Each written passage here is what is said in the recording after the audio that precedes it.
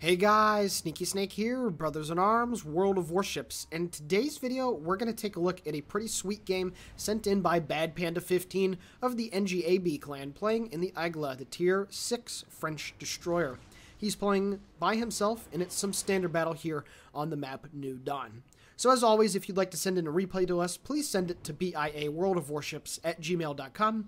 Please include the replay file, post-battle screenshots if you have them, a brief description of the battle, and then if you'd like myself or Spider to do the commentary on it, you can request for that in the submission as well.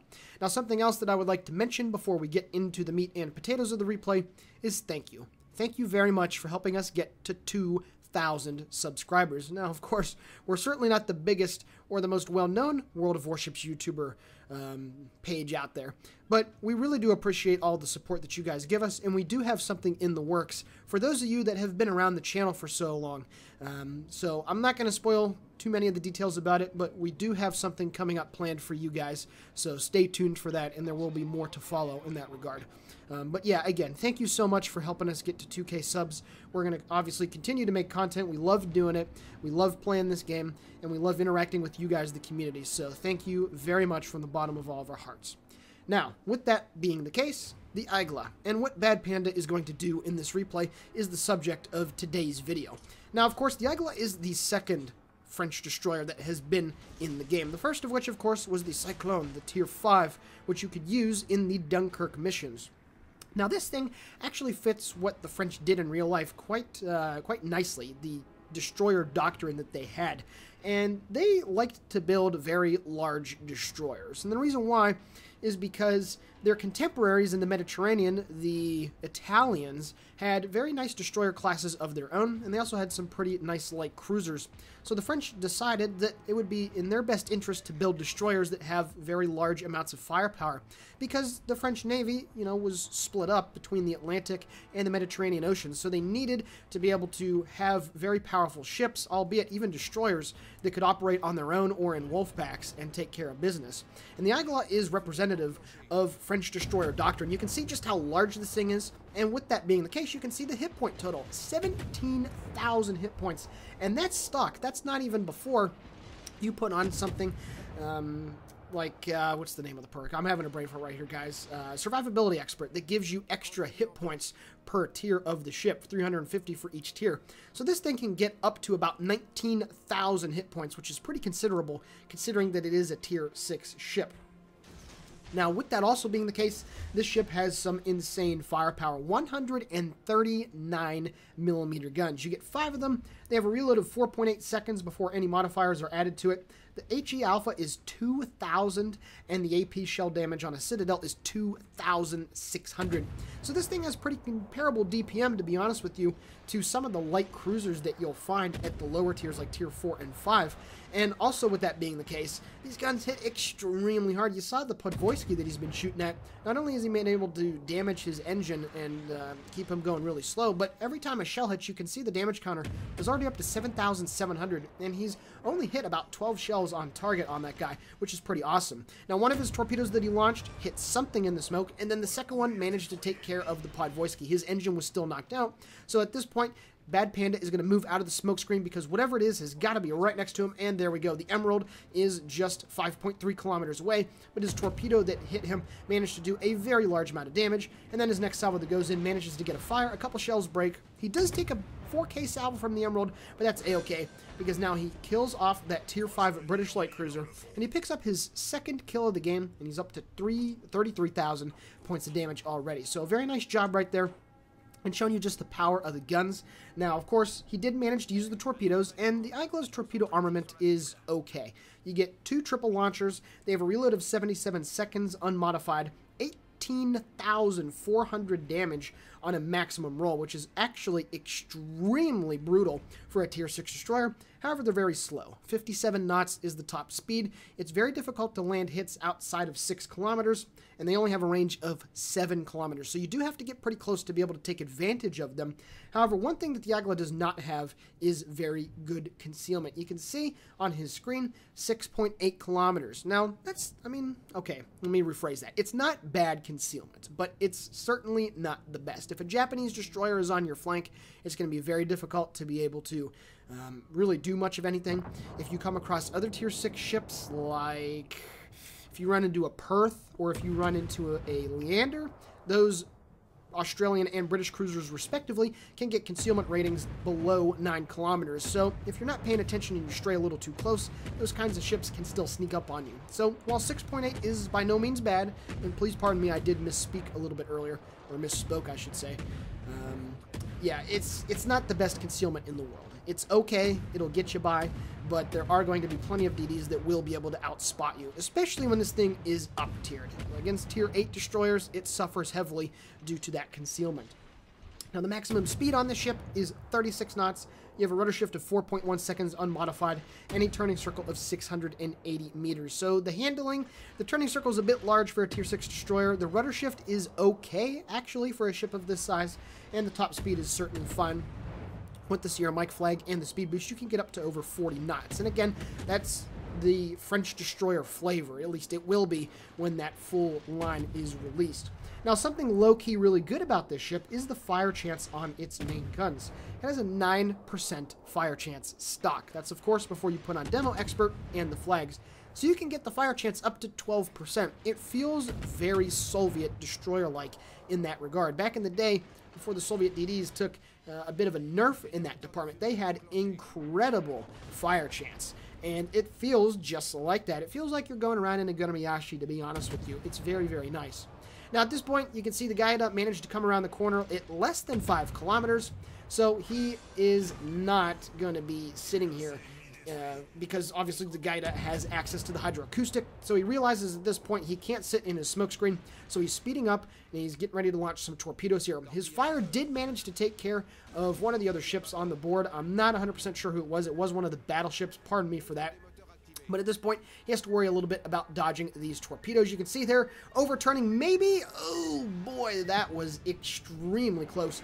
However, the Gaida wasn't paying attention, and he gets a dev strike with his own torpedo salvo. That's his second destroyer kill with torpedoes in this game, something that you just don't see very often. And he takes care of that tier 6 German destroyer, and he picks up his 4th kill of the game. He's up to 63,000 points of damage. So that was actually pretty head-scratching, I'd say. I'm not sure why the Gaida did not use his hydroacoustic. And I'll be honest, I'm not sure how he got suckered into getting torpedoed. That was pretty embarrassing. You saw there, though, the Aigila's handling when he was trying to dodge the torpedo. It looked like that he overturned just a little bit. But like I said, the rudder shift, while it's not the best, it's certainly not the worst. 4.1 seconds, you can still get by, and he was able to do so. So at this point, he's getting some long-range shots here at the Cleveland at 9.5 kilometers away. The score's 416 to 351. He's done a lot of work up here. However, the enemy team has managed to kill 4 of his friendlies. So at the moment, you know, the game is still up for grabs. Now, the shots that he's getting in on the Cleveland have done a terrific job of hurting that guy. And it looks like he's going to pick up the Kraken here. Hopefully, he is taking some shots from some other ships. But unfortunately for him, the Galicier manages to take care of the Cleveland. So he gets gypped out of the Kraken, but that's A-okay, because that enemy ship is now taken care of. Taking some more shots from the second enemy Cleveland that's over there on his port side. Getting a couple penetrations. Also, the Badioni is shooting at him, so he has to be very careful. He is turning away here. Takes a pretty decent hit along the mid portion of the ship, and when you're this close to a Badioni, it's actually very difficult to get away unscathed because those Soviet light cruisers have the railguns to be able to hit you at under 10 kilometers pretty easily.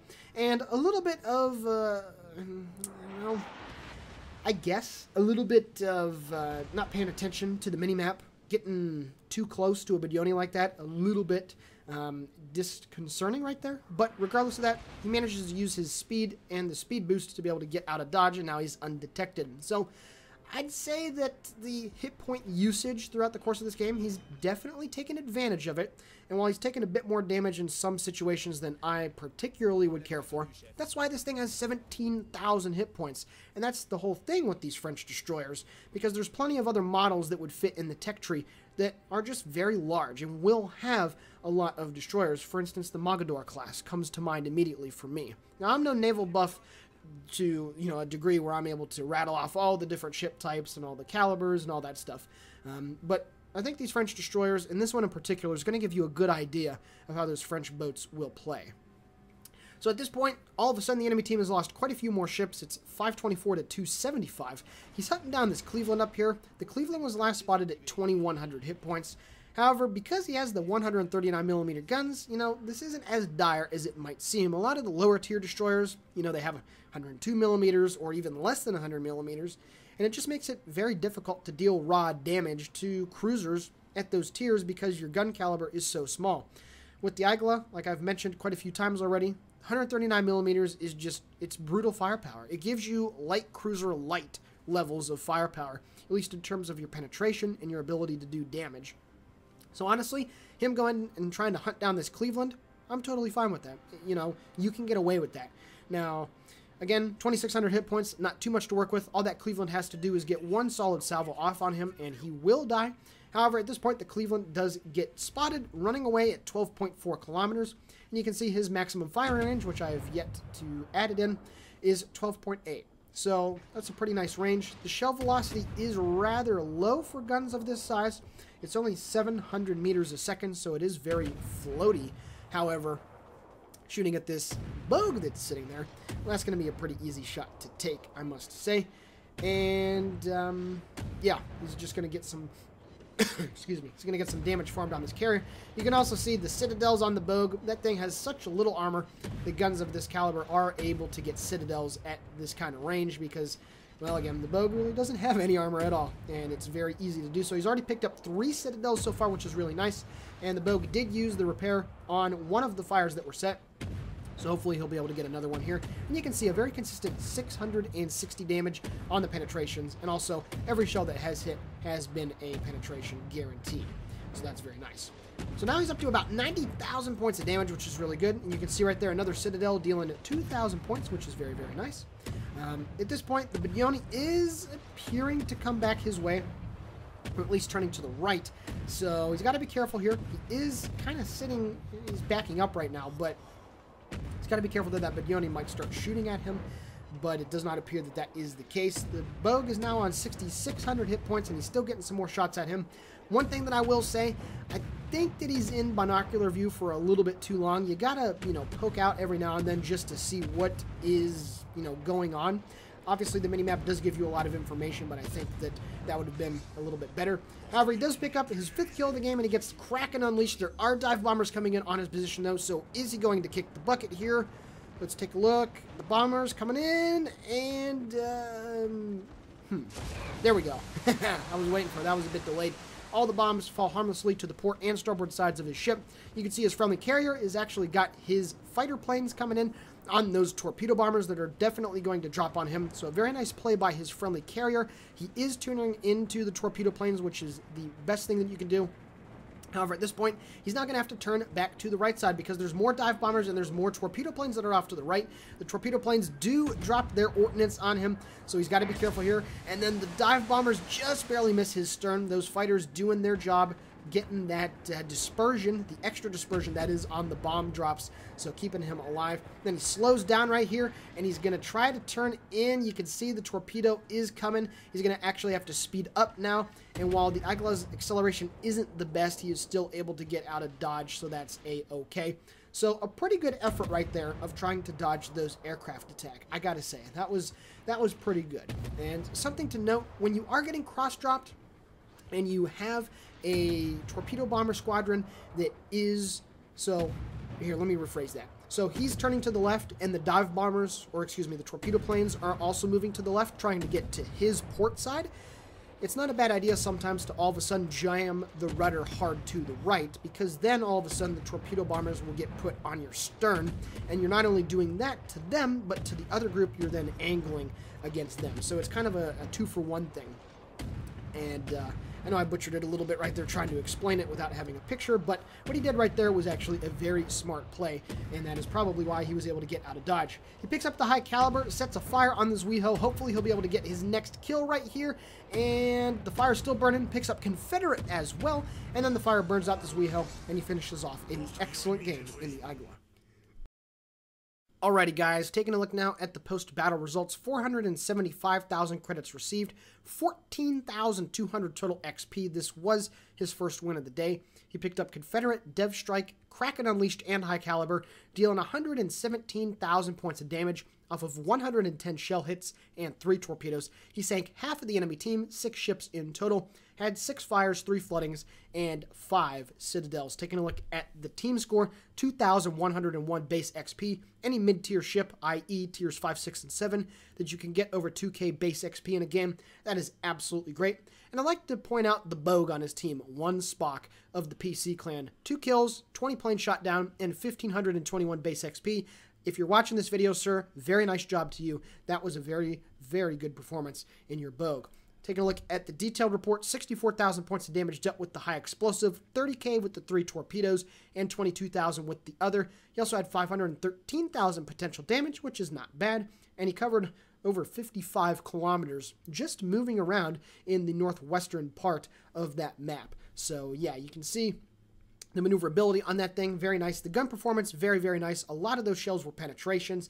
Very few of them were bounces or failing to do any damage, which is really nice. And again, the hit point total as well, 17,000 hit points. You just have so much tankiness, and it's really good. So while I personally haven't gotten the Aguila yet, I think I'm on mission 9 or 10 of the 18 that you have to do. I'm definitely looking forward to getting this thing at some point and taking it out for a spin. So Bad Panda 15, thank you very much for sending in the replay. I had as much fun commentating on it as I'm sure you had playing in it. And again, thank you very much. So this is the Sneaky Snake for Brothers in Arms World of Warships signing off. Guys and gals, please consider giving the video a like, commenting on it, or possibly subscribing to the channel. All of it is very much appreciated. And with that being said, this is the Sneaky Snake. Have a great day.